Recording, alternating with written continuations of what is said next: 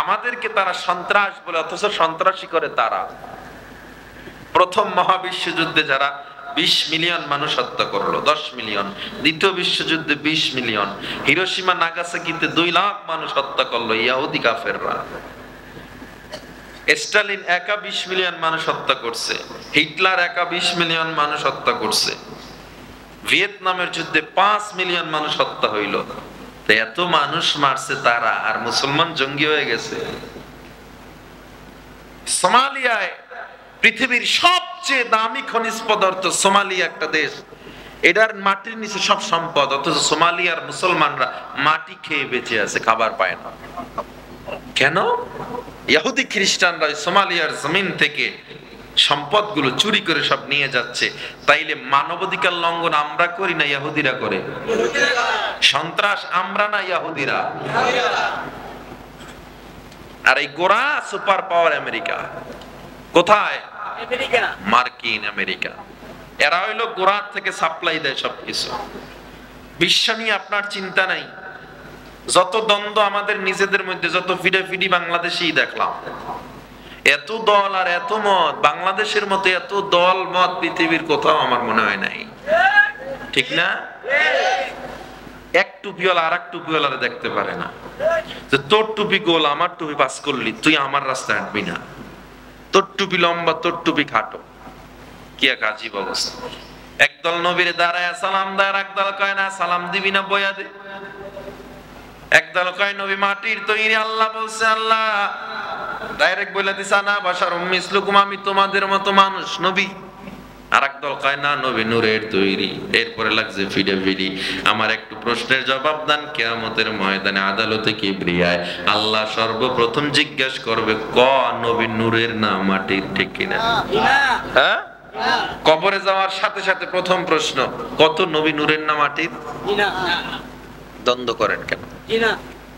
যারা নবীকে নূরের মানতেছেন আর মাটির যারা মানতেছেন, ওলামায়ে কেরাম সমাধান দিবে। এরপর আপনার অন্তরে খটকা থাকলে আপনি একটা নিয়ত করবেন, নবী নূরের হোক আর মাটির হোক, ওই নবীর উপর ঈমান আনছি।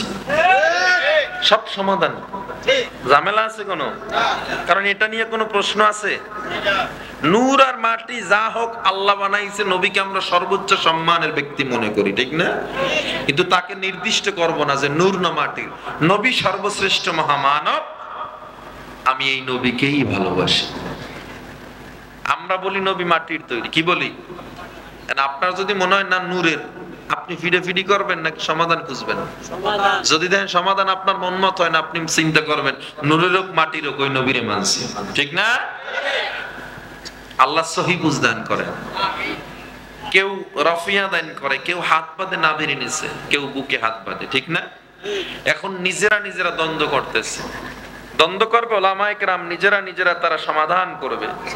আপনি দ্বন্দ্ব কইরা কোন হাদিসটা সহি, কোন হাদিসটা যায়ীফ, কোন হাদিস মুরসাল, কোন নবীজি দাঁড়ায় প্রস্রাব করছেন?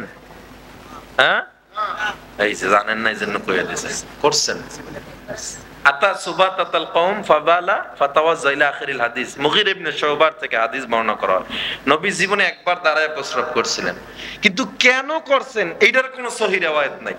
এখন আপনি দাঁড়ায় প্রস্রাব করেন, ইমামরা বলছেন না, সমাধানে আসো।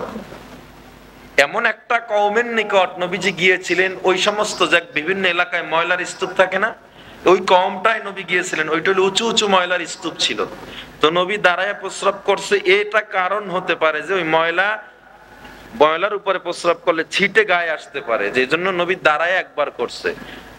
অথবা নবীজির ওই সময়ে কোমরে ব্যথা ছিল। কি ছিল? যে কারণে নবী ওই হিজরিতে নবীর কোমরে কিছু ব্যথা ছিল, এ কারণে নবী একবার দাঁড়ায়া প্রস্রাব করেছিলেন। ইমামরা কি সমাধান দিছে? ইমামরা সমাধান দিছেন যে তোমারও যদি সমস্যা হয়, কি হয়, যে বইসা পারো না, তাইলে নবী যেমনি ঠেকে পইরা করছে, তুমিও ঠেকে পইরা করতে পারবা। এছাড়া কিন্তু জায়েজ নাই। আর আপনি যদি শুধু হাদিস পড়তেন, আপনি সারা দিন খাড়াইয়া মরতেন। ইমামরা কত সুন্দর সমাধান দিল, ঠিক নেই? এরকম লম্বা আলোচনা করতে করতে রাত ফুরাইয়া যাবে। তাকলিদ নিয়ে আলোচনা, নবীর যুগেও কিন্তু তাকলিদ ছিল, অনুসরণ ছিল। আসওয়াদ ইবনে ইয়াজিদ রাদিয়াল্লাহু তাআলা আনহু থেকে হাদিস বর্ণনা করা হয়েছে। মুআজ ইবনে জাবালও কিন্তু ইয়েমেন থেকে যখন এক পার্টি আসছিল, মুআজ ইবনে জাবাল ওই এলাকার একজন মুকাল্লিদ ছিল, তাকে ইয়েমেনবাসী অনুসরণ করত। একেবারে সহিহ হাদিস। এরকম বহু ঘটনা আছে। আমি কঠিন করে আপনাদের বলতে চাই, এতটুকু বলি, আমরা মাযহাব মানতাম না যদি মাযহাবের মধ্যে কোরআন সুন্নাহর বিরোধী কোনো কথা থাকতো। আর একটা সুন্দর স্যাম্পল উদাহরণ দেই। আল্লামা আনোয়ার শাহ কাশ্মীর রহমাতুল্লাহ নাম শুনছেন আপনারা? উনি একটা হরফ একবার যদি দেখতেন 40 বছরে বলতেন না। কথাটা বুঝছেন তো? ওনার ইলমের কমতি আছে কোনো? ওনাকে তার ছাত্ররা প্রশ্ন করছে, হে আল্লামা আনোয়ার শাহ, আপনার এত ইলম, এত জ্ঞান, আপনি কেন আলাদা মাযহাব মানেন না? আপনি কেন আবু হানিফার মাযহাব লয়ে পইরা রইছেন? আনোয়ার শাহ কাশ্মীরি বলে, আমিও তো মাযহাব তৈরি করেছি, আমিও চাইছিলাম ইমামদের বাদে আমি নিজে আমার মাযহাব অনুযায়ী চলবো, কারণ আমার জ্ঞান আছে এই পরিমাণ। কিন্তু আফসোস, আমি যত লিখছি মাসআলা, সব খন্ড খন্ড যত লিখতেছি, দেখি যে ইমামরা আগেই লিখে থয়ে গেছে। বুঝেন না? যে বাকি ইমামরা, ইমাম আবু হানিফা সহ অন্যান্য ইমাম রেডি সব আগে লিখে থয়ে গেছে, আমি আর কি লিখবো, এই জন্য বন্ধ করে দিছি। খুতবাতে কাশ্মীরি এটার ভিতরে আছে, পড়ে দেখবেন। সুতরাং আলহামদুলিল্লাহ আমাদের ইমামগণ এরা এত সুন্দর। ডক্টর জাকির নায়েক একটা সময় এটার বিরোধী ছিল। লাস্ট 7 ইয়ার্স, এই 7 বছর পর্যন্ত জাকির নায়েক সাহেব মাযহাবের ব্যাপারে একমত যে মাযহাবের ইমামরা এত বড় ইলম, এত বড় আমলওয়ালা, ইলমওয়ালা, যে তার ইলম এবং আমল গণনা করার মতো শক্তি আমি জাকিরের নাই, এবং তারা যে ইস্তেমবাদগুলো, ইস্তেহাদগুলো করে গেছে, এগুলো মুসলমানের জন্য মানা উচিত। এটা তার বক্তব্য। পশ্চিমা সভ্যতা ইসলাম এই ভলিউমও আছে তার এই বক্তব্য, তিনিও মেনে নিয়েছেন। মানে নাই কিছু লোক যারা আমাদের শত বছরের সাজানো সংসারকে ভাঙার জন্য এই বাংলায় ঢুকেছে, এরা মানে না। ঠিক কিনা জোরে বলেন? এখানে যাদের বাপ দাদা মরছে, এরা বুকে হাত বাঁধে নাই, ঠিক না? বাঁধছিল? আপনাদের যারা বাপ দাদা মারা গেছে, এরা তো বাঁধে না, সব জাহান্নামে গেছে না? জাহান্নামে গেছে। তাইলে এখন যদি নতুন করে এটি নিয়ে এত ফিডাফিডি করতে হয়, এটা কি জান্নাত জাহান্নাম নির্ধারণ করতেছে আপনার? তো এটা লইয়া এত ফিডাফিডির কি দরকার? কোনো দরকার নেই।